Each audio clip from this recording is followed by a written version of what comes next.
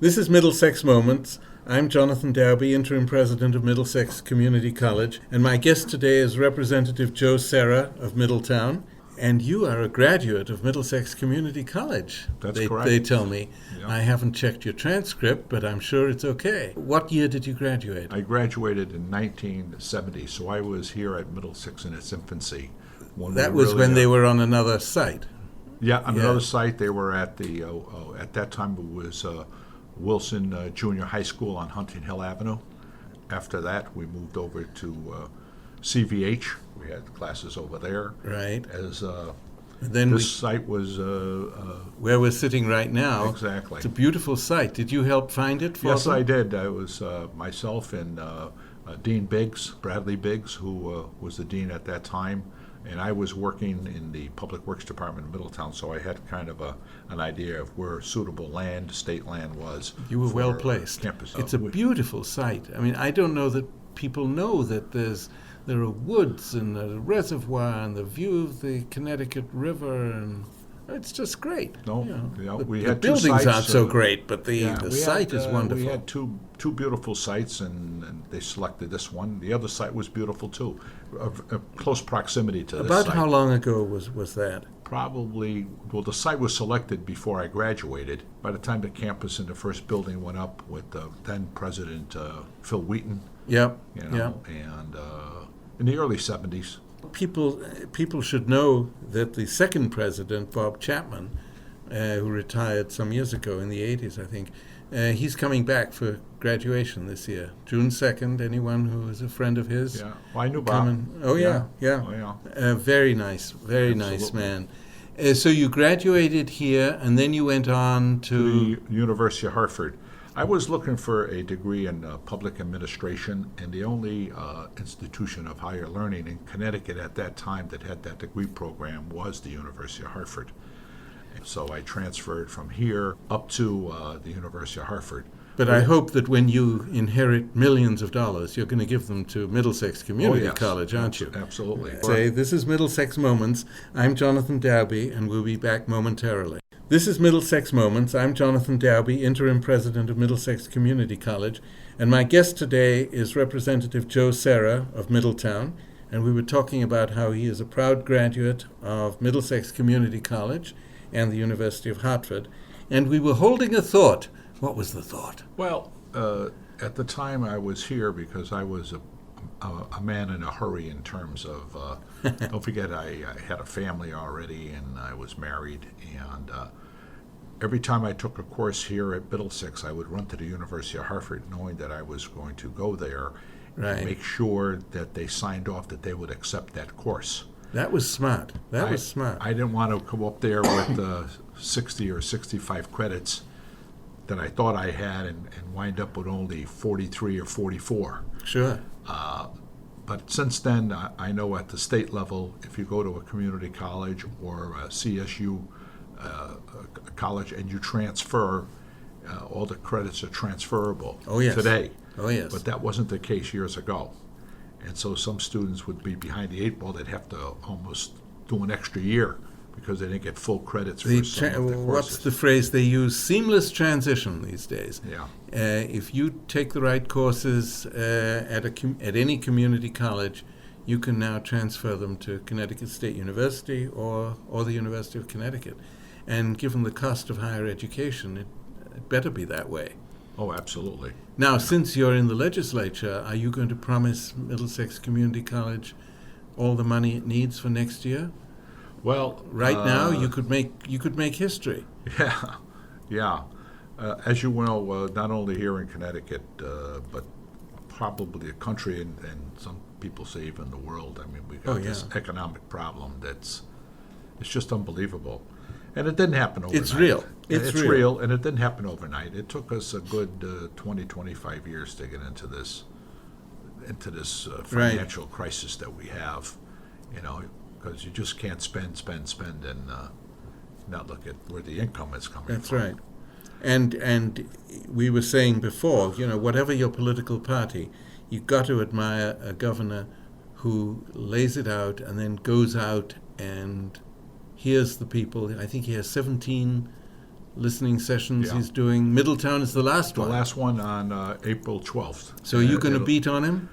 No, but I will be there because it's always good to hear what's on under your constituents or the public's mind, Sure, and sure. and they tell it how it is. And he's doing his own poll, so to speak. Instead of relying on the Quinnipiac poll, he's going around the state, and I guess he's getting the message loud and clear. Well, I'm not sure how statistically valid it is, because obviously the people who are most upset are the people who are going to show up. But even so, he's hearing about taxing the rich. He's hearing about state workers. He's hearing, Well, I learned a long time ago that when I was involved with the unions many years ago, part of our training was as card-paying union members. They've taught us to allow your union membership to vent and just kind of keep it under control. I mean, as long as they tell you what's on their mind. But the public knows. They know we have a problem. The question is, and I don't think we'll ever get this answer, if we're all convinced that we're being treated equally across the board, I think we can solve this problem. But obviously, that's not going to happen. of course. Nobody's going to think that the pain is being spread across. That's why you hear, get more from the rich, Get more from the rich, or don't overtax the middle class, or, I am a proud state worker. I've been a state worker for over 30 years, and I'm very proud of it. I must say, I get angry when people go after state workers. I'm sure there are some who are lazy or whatever, as there are in any group. Yeah. But don't tar everybody with that brush. Well, Don't you feel the same way? Yeah, I do. But the public's got to, right or wrong, all these benefits and wages were negotiated through a collective bargaining agreement over the years. That's right. And so they just didn't get all of this. I can recall when I started in local government, every time we asked for a raise, they said they couldn't afford it, and they would give us more benefits. Well, when you're young and healthy and single, you don't need. You'd rather have the money. You'd rather have the money. Yeah. And so that's how a lot of these benefits were obtained by local and state employees over the years. And then eventually, in later years, the wages caught up with the private sector, and in some areas probably exceeded the private sector. Here, that's where we are today. Is there any magic bullet that turned us around? I don't think so. Well, it's easy for me to, I'm a retiree, it's easy for me to sit here and say everybody's got to give. But that's the fact, isn't it? I mean, these are billions of dollars that this absolutely. state, and this is a small state. Yeah. I mean, a big part of the problem will be solved if our economy was booming. It wouldn't take it all, but Right. it would be significant, if the economy overall was booming. Now, how long, Representative Serra, how long have you been in the legislature? I'm in my 19th year now. This Wow. is my 10th term. So you know pretty much everybody over there. I'm kind of interested in the day-to-day life of a legislator. I mean, how many emails would you get in a typical day or week? Well, it varies. It depends on what the hot button issues are. Sometimes I can get 70 or 80 emails. How do you possibly deal with that? Well, I have I have an aide in the House. You have an aide for 4 reps, so that individual is really busy. Sure. The emails come in on average probably 5 or 6 emails a day, but then when there's hot button issues, they go from anywhere from 40, 50, 60 emails. If your constituents, not only from Middletown but from all over the state, Right. because if it's a judiciary issue, a bill, and I'm on the Judiciary Committee, I will get emails from all over the state, with their position on a certain bill that we may Right. be taking up. And it's probably tempting not to respond as fast to people who are not in your district. Well, most of the emails they're not looking for responses as much, especially in the hot button issues. They're just saying They want to be heard. They just want to be heard. Vote for it. Don't vote for it. Now, on a typical day, you obviously have to go to a lot of events in your community. You also have to go to Hartford. Mm-hmm. How do you balance that? How much time do you spend in Hartford? And A person that I admired for years, Tip O'Neill, always said that all politics is local. yes, So I don't. Tip O'Neill, the Speaker of the House Yeah, in right. Washington, I, from Boston. I try not to miss anything that's within my district or Middletown. If there is an event, Stamford or Stonington and all that, it depends. I'll make a judgment Right. call on that. But So it's a typically, balance. how many evenings are you out in a week? Probably, on average, at least 3 to 4. You know. Don't your family have something to say about Yes, that? yes, they do. Sometimes there's events I can bring some family members or with me, but most of the time they're really not interested because it's sometimes Sure, but- political and But stuff. people appreciate seeing you, of course. Oh, absolutely. Now, the drive to Hartford's what, about half an hour? So 20 minutes if once there's no you're traffic. once you're up there, you can't just bop back and forth. No. Well, I serve on the House Chair on the Committee on Aging. Right. I serve on the Transportation Committee and I serve on the Judiciary Committee. And those are 2 big committees. And aging is another big area that's expanding as the population ages in this, not only in Connecticut but in the Sure. United States. I'm 73. I have a personal Yeah. interest in that. Yeah. Now, when you're chairing a committee, what does that imply? I mean, does that mean you have a lot of authority on what goes through and what doesn't? Yes. Don't you? Yes. Connecticut is, well, not unique, but we have what we call joint committees. The Senate and the House hold their committee meetings together. Right. And so the first thing we'll do is bills will be submitted, or proposed bills, to us, and we'll look at it, and then we'll decide on the merits as to whether we raise the bill. By using the term raise the bill, that means that the bill gets a public hearing. So we'll advertise that. Now, do you sometimes have a suggestion or bill that comes through and you really don't think much of it and you decide not even to have a hearing on it? No, that's correct. That can That's happen? correct. Oh, absolutely. So You know? you and the co-chair, the Senate co-chair, make Yeah. that Yeah. determination. Well, we can make that determination based on the issue, based on what the cost is, because we're very cognizant of the cost. I Sure. mean, if it's a good idea and it's going to cost $50 million, well, it's not going to happen. Yeah, yeah. And we just can't afford that. There goes my best idea. Yeah. You know?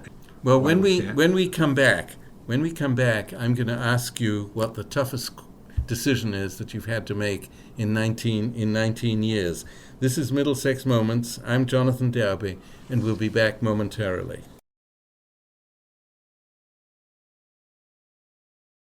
This is Middlesex Moments. I'm Jonathan Darby, interim president of Middlesex Community College, and my guest today is Representative Joe Serra, who's been in the state legislature now for 19 years. And I'm asking you to think back over all those 19 years. What was the single most difficult decision for you personally that you had to make as a legislator? Well, from a statewide perspective, it's probably issues of abortion and the issue of the death penalty. Those are probably the toughest. You know, usually up there we probably agree on most bills that come to the floor of the House. There's probably a mid 90% agreement, you know, but then there's those issues that are soul searching, you know, Of course. because it's really it's not one way or the other. That would be easy, you know, yes or no. But when you have to search and have a balancing act on whether it was abortion or the death penalty or things. I would like imagine that on a tough issue like abortion or the death penalty, the people who disagree with you let you know more loudly than the people who agree with you. Oh, The absolutely. people who agree with you, they're happy, they go home, Yeah, yeah. that's fine. The people who disagree with you, I would assume. So how do you figure out what your community really thinks? Well, fortunately for me, I'm around my community all the time. People, I was in City Hall for 37 years, Wow. so the public is well aware of who I am, my family. So my phone number's in the phone book. I don't hide it. I advertise it and all that. People will call me. People will stop me in grocery stores or here or there on Main Street or different events. Do you find, though, that when you finally make a vote on an issue like abortion or the death penalty, that people who disagree with you can at least respect that you made the best decision you could, given your conscience and everything else? Yeah, Or do they get mad? Or No. Hopefully, I have a reputation as being, at least an upfront, a straight shooter, who will analyze the issue, and really, like I said, it's not an easy issue. Come down on the side that I not only I believe would in but my constituents too. And I'm guessing the death penalty issue is going to come up again. Oh, absolutely. Abortion, maybe not. We don't had know. a public hearing on the death penalty in judiciary. We haven't voted it out yet.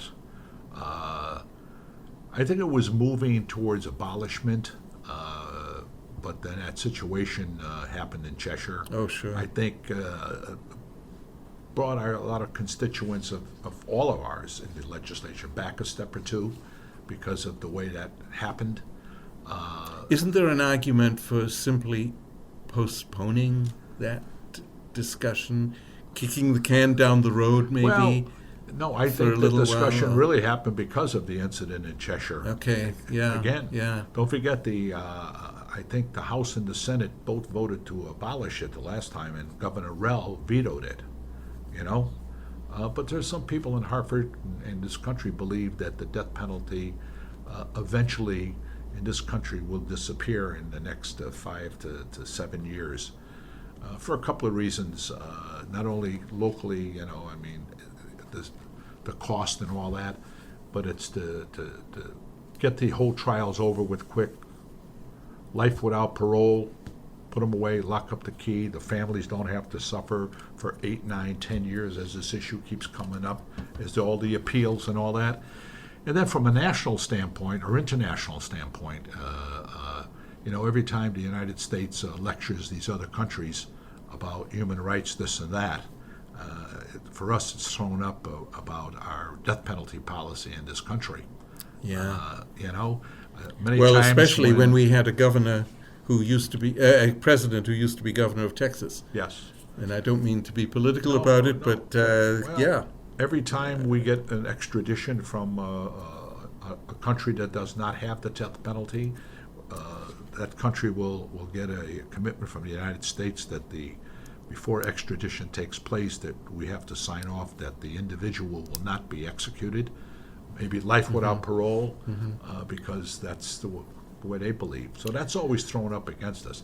But that's getting So I'm off. not going to ask you Yeah. about your personal vote, but do you think that this state is going to abolish the death penalty? And we've got a governor now who would sign that if it came to him. I would say Probably. if not this session, down the road, not that far away, it'll happen. I think. Yeah. I mean, that's my read of the legislature. Right. Now, what was the most difficult issue for you locally Well, as a legislator? probably the fact of reciting, Long Lane.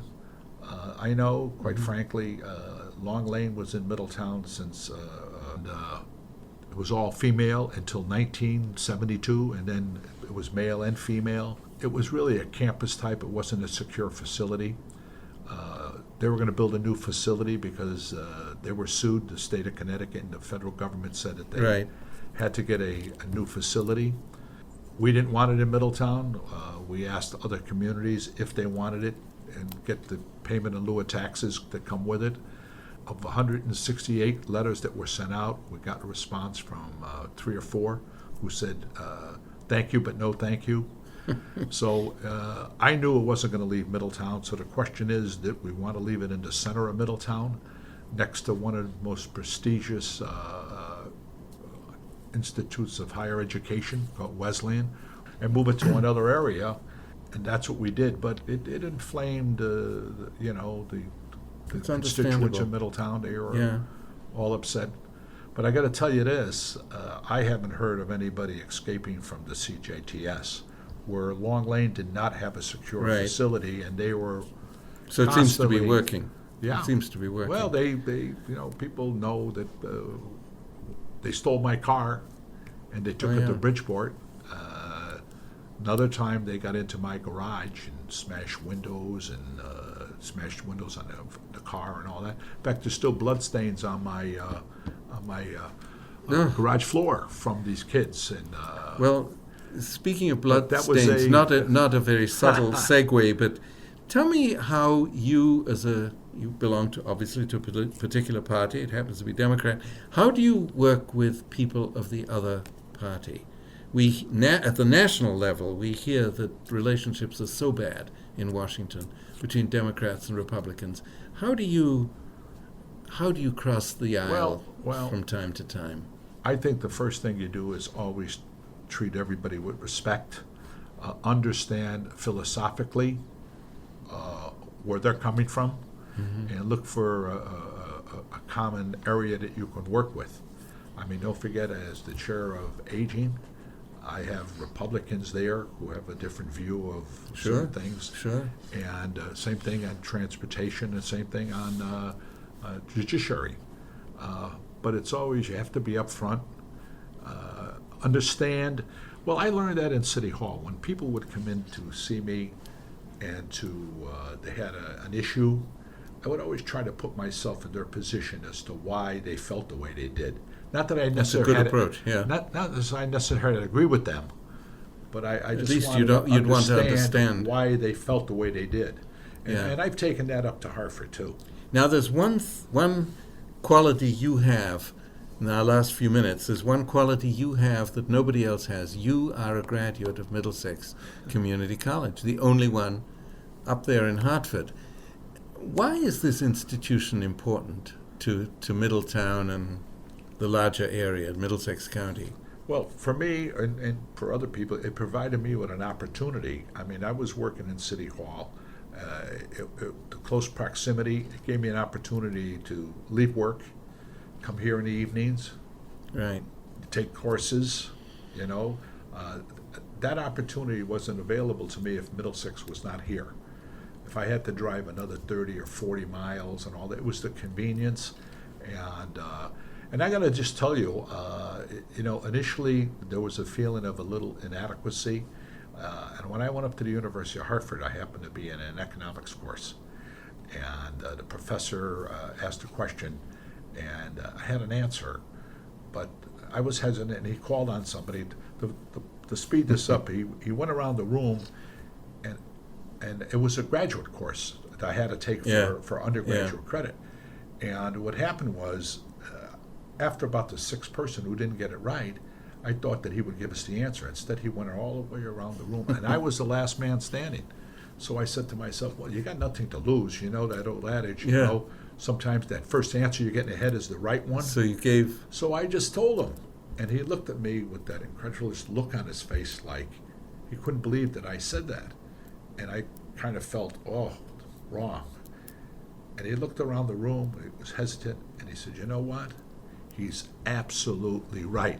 And you had learned that here And at I learned Middlesex that here Community? I had John Macrojanis, who was a Oh, you economics, even remember the name of the professor? Yeah. Oh, he was tough. And I felt very good that I was up there with all these graduate students. And So you would recommend any of our listeners to come to Middlesex Community College? absolutely. It's I'm not forcing you to say this. You really would? No, I would. I mean, I know that graduates from Middlesex have gone to Wesleyan, they've gone to UConn, they've gone sure. to NYU. Absolutely. Yeah. I've only been here a few months, but I think it's excellent. It's a jewel. It's excellent. This has been Middlesex Moments, and my guest has been Representative Joe Serra of Middletown, proud graduate of Middlesex Community College. Take a look at our website, mxcc.comnet, with two M's, comnet.edu. I'm Jonathan Dowby, Interim President of Middlesex Community College. Have a good day.